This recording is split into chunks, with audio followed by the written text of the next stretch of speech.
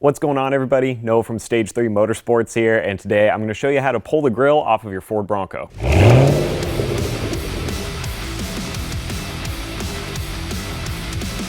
Starting off, you're going to want to pop the hood on your Bronco, and we're going to remove these plastic clips that are scattered along the front of the cowl.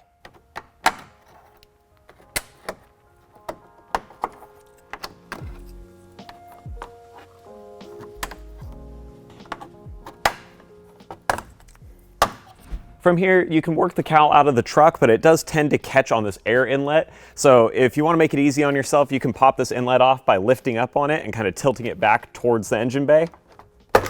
And then just like that, it pops off. It's just held in there with some plastic tabs that keep pressure on it. So with that out of the way, the cowl lifts right up and we can take it out. Now we've got 4 screws here lined up along the inside of the grill that we've got to remove with a 10mm socket and a ratchet.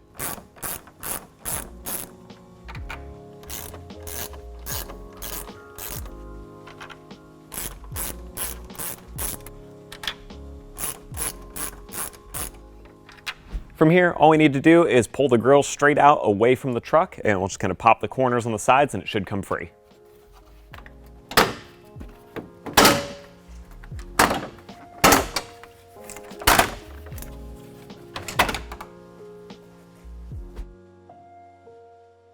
So there you have it, folks. That's all it takes to pull off this factory grill. It's really simple, and you can do this in your driveway with some basic hand tools. So if you do want to swap out your grill for a different style or a different model that's aftermarket down the road, this will be a good little how-to to follow along with. Now, with that being said, thank you guys for watching, and I'll see you next time.